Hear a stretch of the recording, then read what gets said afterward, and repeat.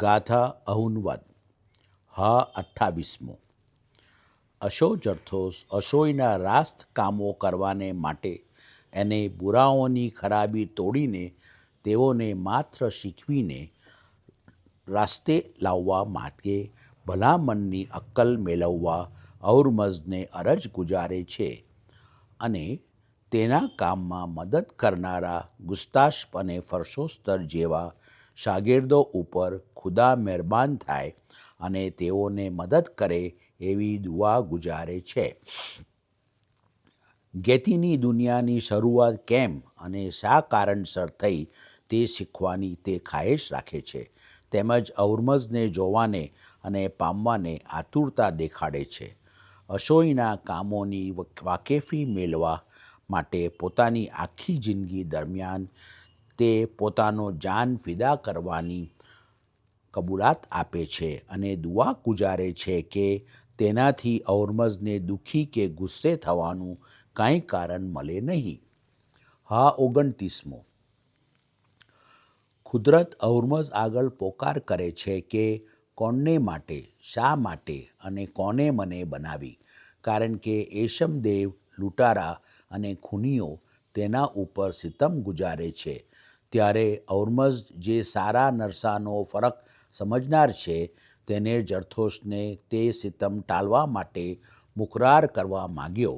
તે ઉપરથી કુદરતે જરથુસ્ત જેવા એક સત્તા વગરના શખસના કરતાં કોઈ આપ અખ્તિયાર પાતશાહની માગણી કીધી, પણ છેવટે જરથોશને જ પોતાના સરદાર તરીકે કબૂલ રાખીને અરજ ગુજારી કે જરથોશને તું પૂરતું કુવ્વત બક્ષ જેથી તે લોકોને અશોયની રાહે ચાલવાની પ્રમાણિક ઉદ્યોગ કરતા શીખવે, અને જરથોસ્તે પણ તે કામ સરંજામ ઉતારવાને ઔરમઝ કનેથી ભલામણની ખાહેશ અને મદદને માટે અરજ ગુજારી.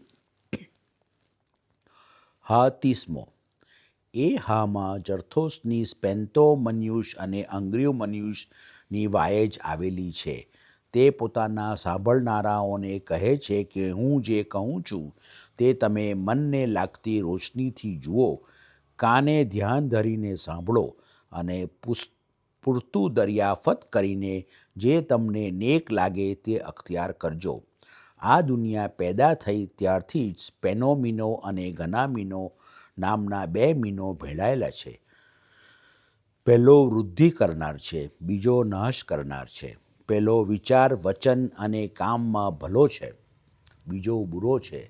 પહેલાએ રાસ્તી કબૂલ રાખી, બીજાએ નહીં કબૂલ રાખી.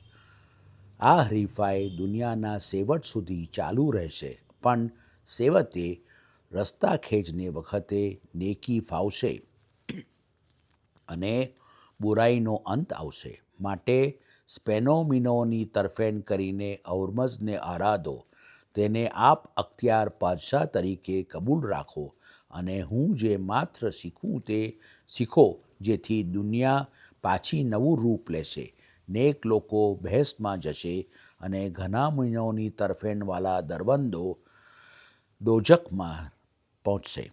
હા 31મો અશો જરથોસ જણાવે છે કે ઔરમઝ સગલું જુએ છે, તેણે જ હાદમંદ દુનિયામાં જાન બક્ષ્યો, તે જ સગલું જાણનાર છે. તેની તરફ ચાહ રાખનારને ભલામણનું સુખ, આબાદી અને અમરગી મળે છે. તેની તરફ દિલ લગાડનારાઓનું ઘણું ભલું થાય છે. જે નથી થયું અને હવે પછી જે થશે તેનો જાણનાર તે જ છે. તે મહાન ભલામણનો પિતા અને અશોયની પેદાયશનો બનાવનાર તથા મીનોય અક્કલ ધરાવનાર છે. જે કોઈ દેશની આબાદી અને વૃદ્ધિ માટે કોશિશ કરે છે તેને બદલો મળે છે અને તે ઔરમઝને આપ અખ્તિયાર પાતશાહ તરીકે કબૂલ રાખે છે. દરૂજોની શિખામણથી અશોયની દુનિયાનો નાશ થાય છે. માટે દરૂજની શિખામણ ઉપર ધ્યાન આપવું નહીં, કારણ કે દરબંધને મદદ કરવા બરાબર છે. છેવટે દરબંધ તેને દુઃખમાં લાવી નાખશે અને તેને દોજખની સજા થશે.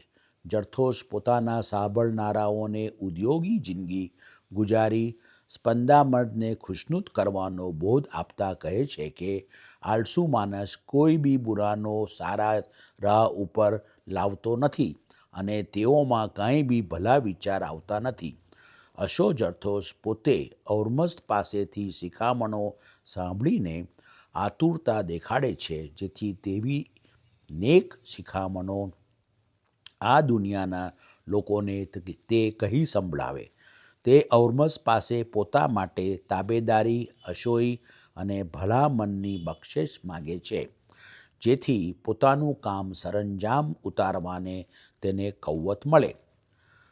હા 32મો. જરથોસ કહે છે કે હું ઔર્મઝદનો દોસ્ત છું અને દુઆ ગુજારે છે કે દુનિયાના લોકો આગળ ઔર્મઝદનો પેગામ લઈ જાનારો થાય અને પાપીઓને અટકાવ નાખે. દેવો અકોમનની ઓલાદ છે. તેઓ ઔર્મઝદની અક્કલ અને અશોઈથી બેનસીબ છે. તેઓ મારું જ્ઞાન ફેરવવા માગે છે અને લોકોને ખોટા સુખ અને અમરગીની લાલચ આપે છે, પણ તેઓને શું સજા થશે તે તેઓ જાણતા નથી અને આડે રસ્તે જાય છે. એવા આડે રસ્તે જાનારાઓમાં એક વિવમગામનો દીકરો જમશેદ હતો. તેઓ ગોસ્પન અને ખોર્શેદને બંધ આંખોથી જોવા કહે છે, ખેતીને નુકસાન કરે છે, દરવંદને વિશે મોટું મોટું શીખવે છે અને દુનિયાને હાનિ પુગાડે છે તથા માત્ર ફેલાવવામાં હરકત નાખે છે. તેઓ કીક એટલે છતી આંખે આંધળા અને કરપ એટલે છતે કાને બહેરા કહેવાય. તેથી તેઓને ઝેર કરવાને તે ઔર્મઝદ પાસે શિખામણ માગે છે. તે પોતાના સાંભળનારાઓને ઉપર ઠસાવે છે કે ઔર્મઝદની હુકમત અને અશોઈને તાબે રહેવામાં ડાપણ સમાયેલું છે. હા 33મો. જરથોસ દીનને માટે પોતાનો જાન ફિદા કરવાને તૈયાર થાય છે. તેથી તે ઔર્મઝથી પૂછપરછ કરીને ભલું મન અને અશોઈ મેળવવાની ખ્વાહિશ રાખે છે. તે સરોશને પોતાની મદદે બોલાવે છે અને ઔર્મઝદની સેતાયશ અને આરાધનાના શબ્દો શીખીને લોકોને શીખવવા માગે છે અને પોતાને માટે તેના બદલામાં આબાદી અને અમરગી મેળવવાની ખ્વાહિશ રાખે છે. તે પોતાના સાંભળનારાઓને કહે છે કે કોઈ મનથી, વચનથી અને કરણથી દરવંદની સામે થશે અને ઔર્મઝદ તરફની નાફરમાનીને ધિક્કારી કાઢશે, તે ઔર્મઝદને ખુશી કરશે. તે બહમન અને અર્દિબેસની સેવા કરશે.